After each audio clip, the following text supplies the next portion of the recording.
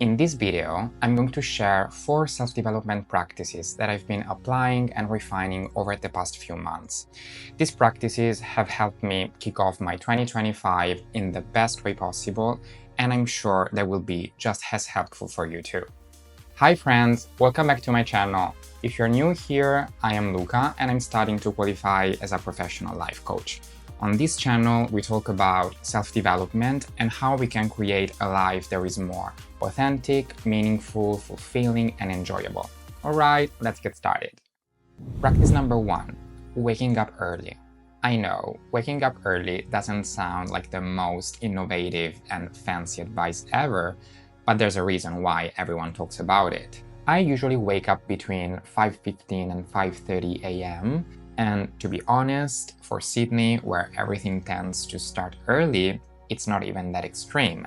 It's just what works from my routine because it gives me enough time to focus on the things that I truly enjoy first thing in the morning before the daily grind begins. Here's the deal. Early mornings are the only part of the day that we can fully control. Because once we head out, start work, or even check our phone, we lose that control and we are at the mercy of events. Think about it. How many times have you planned to do something in the evening but ended up stuck at work? Or maybe you had a stressful day and by the time you're free, you no longer have the energy. I mean, it happens to all of us. So the best way to make sure that those activities that you really care about actually happen is to do them first thing in the morning, before the rest of the world gets involved. Now, I'm not saying you have to wake up at 5:30 a.m. necessarily. That's just what works for me in my routine because it gives me about an hour and a half before getting ready and heading to work. But for you, it can be 6 a.m., 6:30 a.m., or whatever fits your schedule. And if waking up early feels tough, take it slow. You don't have to do it all at once. Just set your alarm 15 minutes earlier each week and you will eventually get there without shocking your system. Trust me, carving out that quiet time in the morning where there are no distractions will make you feel energized, in charge of your day, and proud of yourself before the day even begins. Practice number 2. Reading. Once I'm up and I've had a solid breakfast, I usually spend about 45 minutes reading a book. For me, reading feels like feeding my brain, because it's like stepping into the thoughts of incredible people, even if I've never met them. It helps me fill my mind with values, ideas, and emotions that inspire me and make me reflect on what really matters to me.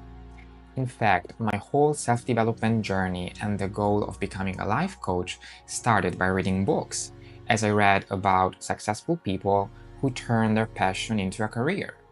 And these stories gave me inspiration because they made me think, if they can do it, why not me? That's the power of reading. Now, I must admit, I wasn't always a reader. I struggled to find books I actually enjoyed, and honestly, I didn't make time for it. But I promise you, if I manage to become someone who reads daily, so can you. Start by picking a genre you genuinely enjoy reading. Even romance novel, if that's the case.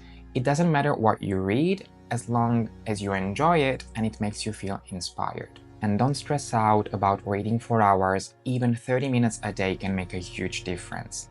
Of course, reading must be pleasurable, entertaining, but for me, it's also about dreaming, being inspired, and connecting with ideas that prompt you to take action and change your reality. Practice number 3. Journaling. Okay, this is hands down my favorite practice. I've tried journaling on and off over the years, but it wasn't until I hit a tough period in December 2022 that it truly stuck. Long story short, after 5 years of feeling I had fully overcome my old eating disorder, I relapsed. It completely threw me off because I thought I was doing great, but evidently I was not. I wanted to figure out what was really going on in my mind, in my heart, and during that time, journaling became my lifeline. It helped me connect with myself process my thoughts, get clarity on my emotions, and eventually work through that difficult period. Now, even if I'm not going through a hard time, journaling still is my go-to for mental clarity, whether I'm facing a tough decision or just trying to sort through my thoughts. I think there's something magical about writing things down. First, you can't write as fast as you think, so it forces you to slow down. And the slower pace helps you observe your thoughts with calm and reflect more deeply on your emotions. Also, I often think I clearly know what's going on in my mind, but then when it's time to express those thoughts, they don't always come out in a way that actually makes sense. And that's when journaling helps me a lot to gain mental clarity and easily express my thoughts. So every morning, I usually spend about 15 minutes journaling right after reading. And that's because the ideas from whatever book I'm reading usually spark something in me, and I use that as a starting point. So I grab my journal and I just let my thoughts flow freely onto the page. No pressure, no overthinking. The goal here isn't to write something perfect, it's just to let your thoughts flow naturally straight from your mind to the paper. Practice number 4. Gratitude. It's super simple. I write down 3 things, people, or moments from the previous day that simply made me happy and that I am genuinely grateful for. What's amazing about this practice is that there is actual science behind it. Studies have shown that practicing gratitude can have a positive impact on your mental and physical well-being. For instance, a research found out that keeping a gratitude journal can cause a drop in diastolic blood pressure.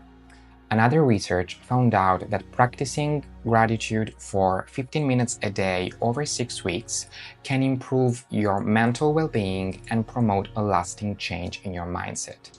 It's pretty cool, isn't it? But honestly, you don't need science to see the benefits. From my own experience, I can tell you that practicing gratitude instantly improves my mood and fills me with positive energy.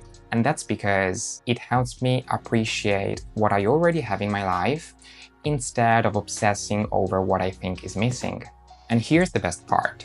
You don't need big, life-changing events to feel grateful, such as a dream vacation to Fiji, an expensive present, or whatever.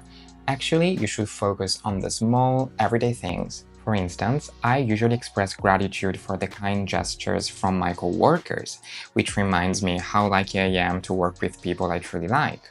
Or I express gratitude for spending a beautiful day at the beach, which reminds me how lucky I am to have the opportunity to live in Sydney.